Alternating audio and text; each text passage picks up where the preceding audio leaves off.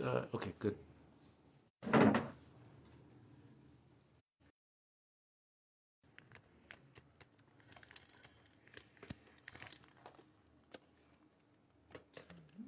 Okay.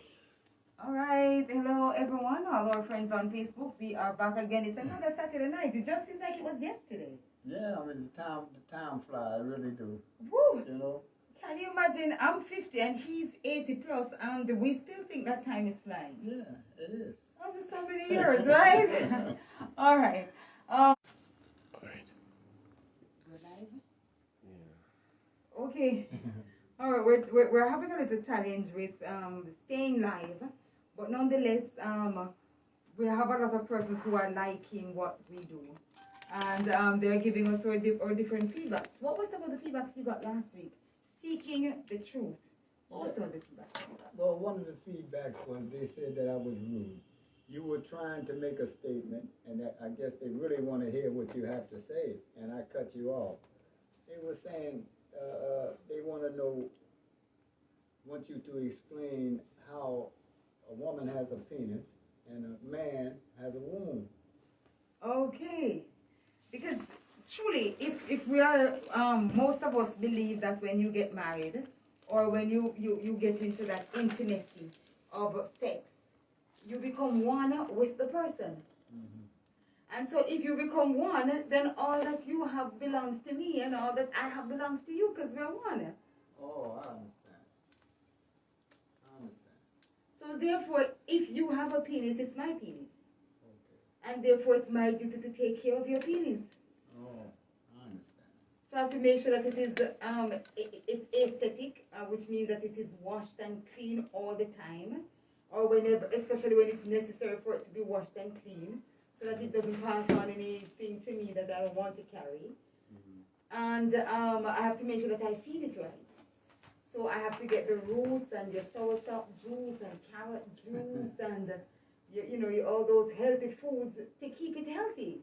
Okay. So that in Jamaica we say you don't drop bush early. Right. So therefore, and if I have a womb now, it's your duty to take care of my womb. So therefore, you don't want to take the penis and put it all over the place and catch all sorts of things and come contaminate my womb. Oh, I understand. That's beautiful. Well put. Yeah. Yes. So a lot of sisters now are complaining about HPV because they have contracted the HPV. Where did they get it from? Very often, the man did not take care of the womb. So he went all over the place. So what's yours is mine, and what's mine is yours. Yeah. And we got to take care of that. Yeah. Beautiful. Yeah. I never looked at it like that. Yeah, we got to take care of each other. Right, sister? Right, sisters out there looking on. Yeah, we've got to take care of each other. And one of the things about it, we've kind of gotten a little bit selfish in this world where, the man says, I can do what I want to do, woman says, I can do, and or the, men often complain, they say, oh, the woman says, what is mine, what is mine is mine, but what is yours is ours. But this is good because we don't have a set time where people can tune in and call in because they can call in and join us on this program. Right. So would you please give them that information now? All right. So for those of you who want to be a part of this discussion, it's okay to be a part of the discussion. If you're on Messenger, you can just call me on any of my numbers that you have on Messenger, and you can be a part of it. As well as we do have a cell that is attached to the radio station, which is 707-7966. 707-7966, and that's 876 is Jamaican code. Right. But you can use WhatsApp and call that number. And once you call us on that number, then we are able to carry you live if you want to be a part of our discussion. Some people also, excuse me, let them know that they can go on Facebook and Instagram, type in your name, and pull up several different videos that we've talked about and that other people have talked about, and you'll be glad to explain. Yeah. And then, any challenges, you can always post your questions right under the videos, or You can inbox me, and definitely we'll be able to address a lot of those questions. So my personal number is 876-420-0173 or 876-771-1011. Those are my personal numbers. And then, of course, there's a difference with the radio station number, which is 707-7966. And that's 876 again as the area code. Persons are a little skeptical about speaking the truth or seeking the truth. Why do you think people are so skeptical about it? Because there's a difference, and seeking means that you want to hear what other people have to say, and we grow together with our understanding and knowledge and understanding. But when you say speaking the truth, it's like you already know the truth, and this is what it is, and that's what it is. So you become the authoritative figure. Right. So therefore, nobody really wants to listen because each person has their own view, right? Yeah, because some people are stuck in their own practice. Yeah. And they don't want to hear nothing else from nobody else. They don't have an open mind. You know, something that got to me a few years ago, when I realized that so many of our sisters were becoming disabled from losing a breast. Mm-hmm. So for some reason they had cancer or a lump in the breast, and they did a mastectomy. They removed the breast. Yeah. And nobody was talking about it. Everybody was just hush. No woman would outwardly say, I am breastless, or I have lost a breast. Mm-hmm. And what that did was that it caused many other women to fall in the same trap of being breastless. Mm-hmm. Because nobody was talking about how they got there and how to prevent getting there. Yeah. So the same mistakes that the mother made by eating and not enough exercise, stress, and all those negative lifestyle habits that create cancers. Mm-hmm. She didn't talk about it to her daughter, and because she didn't do that, then the daughter followed in the same practice because she thought it was a good practice. Her mother loved the oily, the chicken fried in the oil, and the bread, and the sugar, and all those things that led up to the cancer. Mm-hmm. And so the daughter fed on those things, and eventually she ended up with the cancer. Okay. And then she eventually became breastless, and then it became a generation of hush. Mm-hmm. So it's good to talk about it. It's good to talk. My mommy. And when you talk about it, then you can get over it. Yeah, you get over it when you get solutions as well. Yeah. So when you're talking, you say, boy, I have cancer and I'm supposed to lose my breast. A sister might come and say, oh no, you don't lose that breast. There are herbs that can help you to save that breast. Mm-hmm. So sometimes we need to talk. Yeah, we need to understand, because there's certain things that we need to go into, because we are two entities. Mm-hmm. We are a physical body, mm-hmm. and the physical body carries the soul or the mm-hmm. spirit. Mm-hmm. And once this physical body is done away with, and it will be done away with, still and always exists. So whether we have one arm, one leg, one breast, at least we got the body that can carry us through this environment. When you talk like that, persons want to say, what's your religion? And so persons want to say, oh, she's Christian, or, she's Muslim, or, she's Buddhist, or, people want to know, because once you get into beyond the physical body, into the spiritual realm, people become curious and as to where are you taking me? If you want to bring religion into it, well and good, but in reality, we're just seeking the truth. Mm-hmm. And truth can be without religion. Not only that, but the religions are all saying the same thing. Most times, in a different way. So this is what we're talking about, and we're not going to slander a religion. We just want to let you speak for your practice, and let everybody else speak for their practice. Nobody feeling to get hurt. The truth is that most people look at the life of Moses and they say, oh, but Moses spent 40 years in Egypt. So he learned the ways of Pharaoh. He learned the religion of Pharaoh. So to be truthful, even what we do call the most perfect of Christianity, oftentimes you will hear persons who, and I'm borrowing now and say, study the ways of Egypt, Egyptology. They will tell you, oh, the Old Testament, Moses stole it from Egypt, you know, because as man travels and interacts, we become one in our minds and in our thoughts. Because I want to see you with a way of life that doesn't look bad, and then I might adapt my way of life. And I mean ADATP, PT, which is adapt, to change to your way of life because it might make more sense.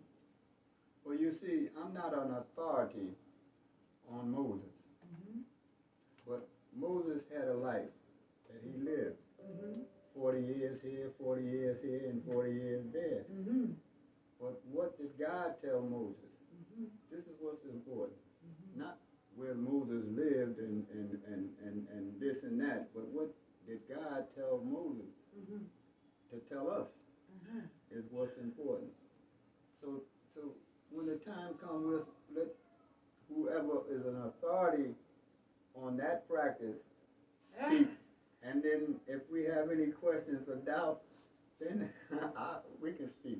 But he said, just in case God can still speak or chooses to still speak to his people through other people, then, you know, we can continue to speak to the people. Well, they say, and I don't really want to go into it, but they say that Moses couldn't speak, and God had to speak through his brother. and this is opening up something real deep, and I don't want to get into that.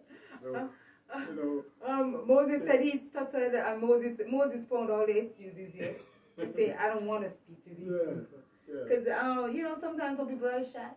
Well, Moses went deeper into that. He said he had to build a fire around him at night because they wanted to eat him up. So Moses knew the nature of the people that he worked with, and so truthfully, he just didn't want to get into the fire like that. You know. Yeah, and I mean, even with this opportunity to be live on Facebook and to be speaking to so many persons, sometimes you say, "Boy, I don't want to get in the fire.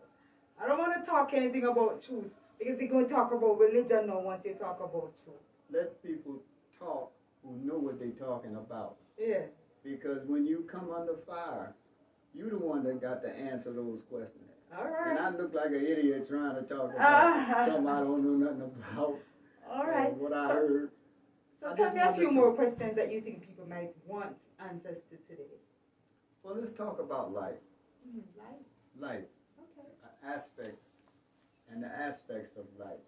How to take care of life. I mean, my understanding is that if you have life, you had life since the beginning of this time. The beginning of this time means time without beginning. And you'll have life to the endless time. You can't destroy life. All right, so let's look at it in two ways, right? He's going to give one perspective of life, which is what he just gave. You want to repeat that so they could hear you again? If you have life, you had life since the beginning of this time, time without beginning. And you'll have it to the end of time. You can't destroy life. Life is not something that you can put in the palm of your hand. But you know you have life because you have thoughts that continuously that run through your mind. And if you try to understand where life began, as far as you and I can understand, it had to come from between the backbone and ribs of our fathers. And it was planted into the womb and entered into an egg that was in our mother. I mean, this is how far we can go back and say we know about life. So basically, another way of looking at it is probably looking at a mango tree. And you wonder, where did the life in this mango tree start? Right. Did it start 600 years ago, 1,000,000 years ago? When did it start? Yeah. But you know it started, right? And it must have started from a seed that was placed in the earth as the womb. And then it created this mango tree, which gave life to more mangoes and more seeds and more trees. So the mangoes that we see around us is a continuation. It's on a continuum. Well, that too, but in the beginning, which means time before beginning, God said, the Creator said, come, let us make man in our own image. But man is just a part of all of this. Wait now, he said that. I'm not saying whether it's true or false. And then other people, scientists, say that it started with a big bang, that it was just energy, and then life came. So I don't know what to say about it. Well, the truth is that life can be defined by science or by religion. You know, there are different ways to define what life is. You know, but mankind has life, the dogs of life, cats of life, the trees of life. So life exists in so many different things, but we have always been caught up in life in the human being. Okay, let me ask you a question. From as far as we can know, as far as we know, life changes from stage to stage. It changes from a sperm drop to a clog of blood. It lives and dies. It comes from a clog of blood into a fetus lump, and then it lived and died, and then it came into a human being, and it lived. And what makes you think that when you die, you're not going to come back into another life? Or will life be just a latent state where you will evolve back into this and that? When I look at the mango tree, you know, is up and it has lived its life. 300 years, 400 years, 500 years, and it just bore fruits and bore fruits. And then one of the seed, if the seed stays on the tree, it's going to rot and die. But if it falls into the earth, somehow miraculously the earth, with all its electromagnetic pull and all the nutrients that is in the earth, gives back life to this seed and allow this seed to become an independent mango tree. But it always becomes a mango tree. Always, and the cycle It won't be an apple tree. It won't ever be an apple tree. And the cycle just keeps continuing. But the beauty is that it is the same mango tree from the very beginning. So the very first mango tree is the same mango tree that you are seeing today. Because it has the same DNA that it has carried over, but it has preserved itself by putting its life into a seed, falling into the earth, and growing back into another tree. But it's the same mango tree. And it might be able to multiply itself into many more mango trees. But it's the same mango tree from the very beginning. Well, that's good. This is very good. At least we can agree. We can reason. Yeah. So if there's anybody out there that feels any other way, we appreciate. Well, let's talk about it. Yeah, you know what I like is there was a time when I believed in that if I died, I could become, depending on my karma, I would become something else, right? Yeah. There was a time when, you know, what you reap is what you sow, and, you know, there was a time when I believed in it. Right. But then I've said to myself, I've never seen anybody come back from that state to report it to me, and I mean, I'm 50 now. So when I was 20, I used to believe it is one thing, but now I'm 50 years, and I've never seen anybody come back to me and say, hey, you know, I used to live before as a human being, or as a frog, and now I have been, you know, upgraded to something else, or downgraded. I was an angel or something, and I've been downgraded. I've not seen that in my 50 years. No, I don't think nobody ever seen that. But there's a difference in your understanding of words. Yes. one is reincarnation Yes. and one is rebirth. Right.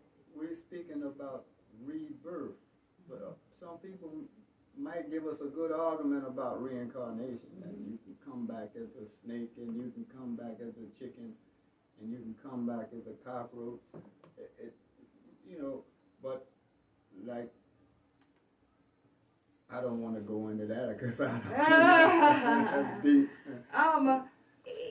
I do understand why people will, but to be honest, sometimes we have to investigate the thought, or where did that thought come into the universe? Yeah, right. But who's going? Me and you can't speak on it because we don't understand it. We don't believe it. So how can we speak on it? Well, you see, the reason why we can speak on it is because it's going to influence our lives, and it's going to influence the lives of our children. So therefore, if we do not speak, it becomes like the breastless women. But what I'm saying is we can't prove that those that feel that way are right or wrong. We might not be able to hold up any scientific evidence to say right or wrong, but we are allowed to have the discussion based on our experiences.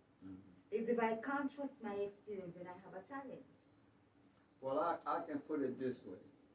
In my trying to look at both sides of the story and try to agree and not agree, that a human being can come back acting like a chicken. He can act like a dog. He can act like a snake. He can carry himself in those little different ways. You understand? So, but he's still a human being, but outright animal. He kill or be killed. Only the strong survive. You know, acting like a beast, but being a human being. You know, man can use your food to cause you to act less than a human being. So if you eat a lot of chicken, eventually the chicken makes up who you are. And so you even begin to think and act. I mean, I've seen sisters eating a lot of chicken and it changes even their physical feature. So they start to get top heavy, like, and, you know, big busted, like the chickens. Well, that's because of the hormones that they feed the chicken. And then the chicken start getting fat and this start getting this. So the hormones is what the chicken eat, you eat. But it's not, you know, if you take a chicken and you raise a chicken properly and you feed it the proper thing, you're not affected by those hormones. So that's that poison. That's that the chicken ate, you eat. You So are if- what you eat. So if it affects the physical body in that way, what will it do to the mind? Well, the mind. No, seriously, the body is a vehicle that carries you from place to place. When this body is done with, it's just like a log, a useless something that just decays and rots and go away. But what continues is the mind. Right. So And now that you must can't be feed. destroyed as the body is You destroyed. must feed the mind the same way you feed the body. Because the mind is life that's going to be here lifetime after lifetime after lifetime. But the body will go and come again.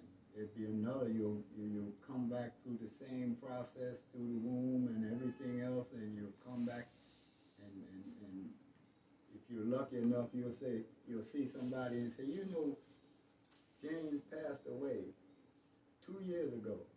And here he is again. This guy just acts so much like him, reminds me so much of it. That's another form, another body. It's kind of deep. All right.